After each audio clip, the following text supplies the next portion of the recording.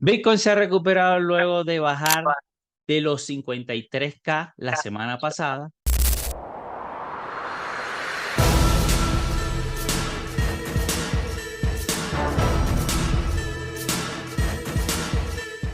Logrando regresar a los niveles de 58 brevemente en esta.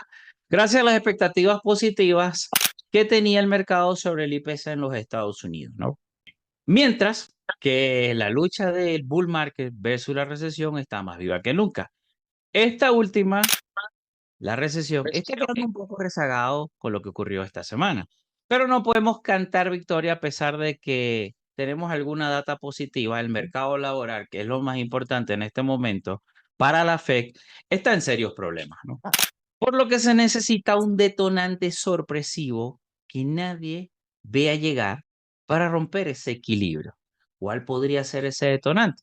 Y bueno, lo más importante fue, sin duda, que tuvimos un reporte de IPC de agosto en los Estados Unidos el día de hoy, el cual cayó contundentemente a un 2.5% por debajo de lo esperado, que era un 2.6%, y que el S&P 500 cerró positivo su cotización en el día. No hubo una explosión en los mercados. De hecho, Bitcoin cayó luego del reporte.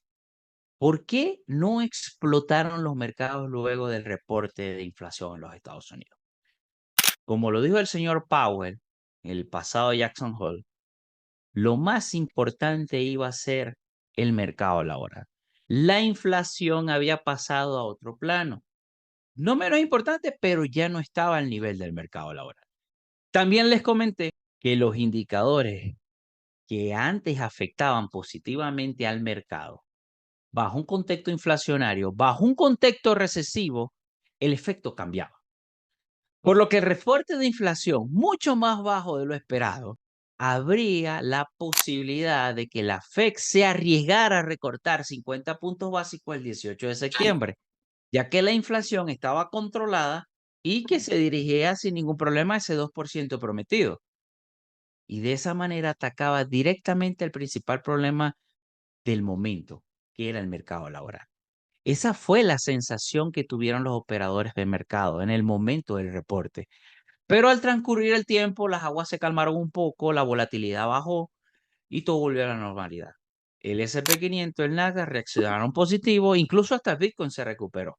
Y aquí hago un paréntesis, creo que es importante, ya que varias personas me han comentado de que no entienden cómo pueden decir que estamos bajando la inflación. Creo que primero debemos entender algo. Bueno, en conclusión, me dijeron que eso es mentira, que está bajando la inflación, porque no se ven los precios. Entonces ahí digo que primero tenemos que entender cómo se obtiene este indicador de inflación. Actualmente el indicador de inflación lo obtenemos por la variación acumulada porcentual de los precios de los productos y servicios mes a mes en los últimos 12 meses. Los últimos 12 meses hay incrementos pequeños y esos 12 meses se suma y da un total acumulado que es ese 2.5% que reportó hoy la Reserva Federal. Pero ¿cómo leemos esto?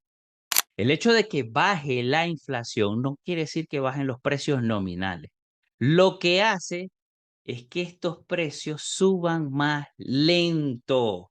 Recuerden que vivimos en una economía keynesiana y para que bajen los precios nominales, la inflación debe ser negativa, o sea, deflación.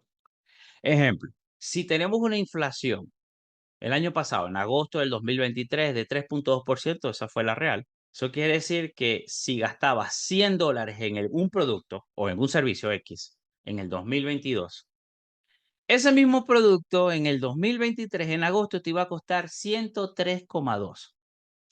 Y si lo traemos a agosto del 2024, donde la inflación fue de 2.5%, ahora no gastaría 102 o 103,2. O sea que gastaría $105,78. Baja la inflación, baja el ritmo del aumento de los precios.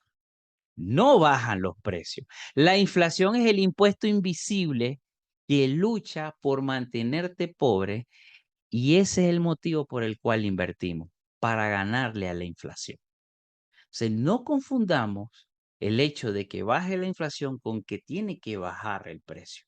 Para eso tendríamos que entrar en deflación. Y créanme, la deflación es peor que la inflación. Yo prefiero tener una inflación controlada que entrar en deflación, ¿no? La deflación destruye economías. ¿Sí?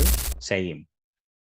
Ok, en este momento el mercado de los futuros ven una posibilidad de un 86% de recorte de 25 puntos básicos para el 18 de septiembre. O sea que si para el fin de semana está alrededor del 60, acaba de subir, podríamos decir que casi se confirma. En conclusión, podemos decir que los mercados no subieron en el momento del reporte por la incertidumbre de los operadores del mercado al estimar un recorte de 50 puntos básicos.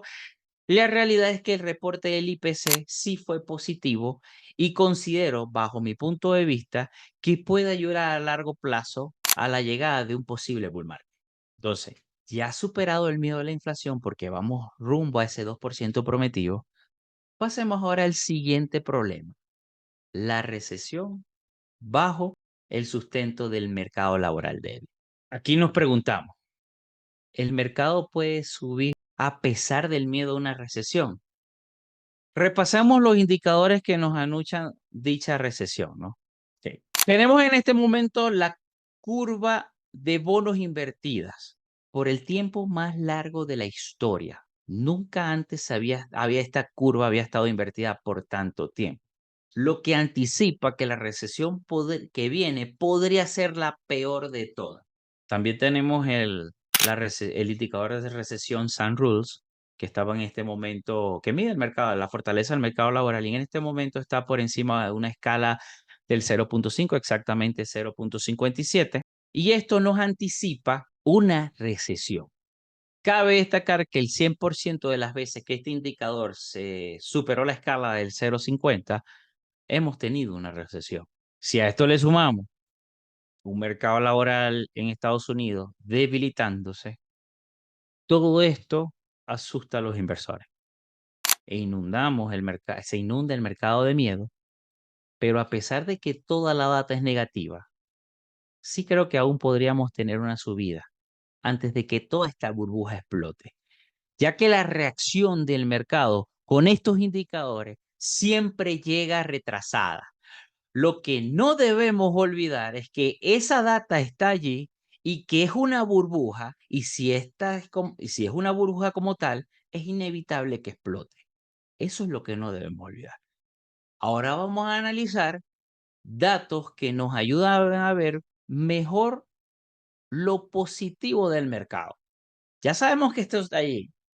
Por fortuna, no es inmediato. Hay un periodo de fase para que el mercado reaccione ante esta data, porque son datos que no están sincronizados con el mercado. Llegan, te dicen, viene, no sabes cuándo, pero va a venir. Por eso les digo, creo que va a venir. Solo que primero va a venir el bull market y luego llegará la recesión. Ok, pero los datos positivos. El rey de todos, la liquidez global. No nos olvidemos, y lo voy a repetir todo el tiempo que pueda, porque es la base. Y la liquidez global está siguiendo el patrón de los ciclos de 4 años. Esto hace que haya más dinero para invertir. De hecho, está creciendo a un ritmo del 6%, y la última vez que se registró un crecimiento como tal fue en abril del 2020. Es decir, el inicio del mercado alcista pasado, donde Bitcoin lo comenzó en $6,000 y terminó el ciclo en 60,000. Hizo 10x cuando tuvimos ese ritmo de crecimiento en la liquidez y está creciendo.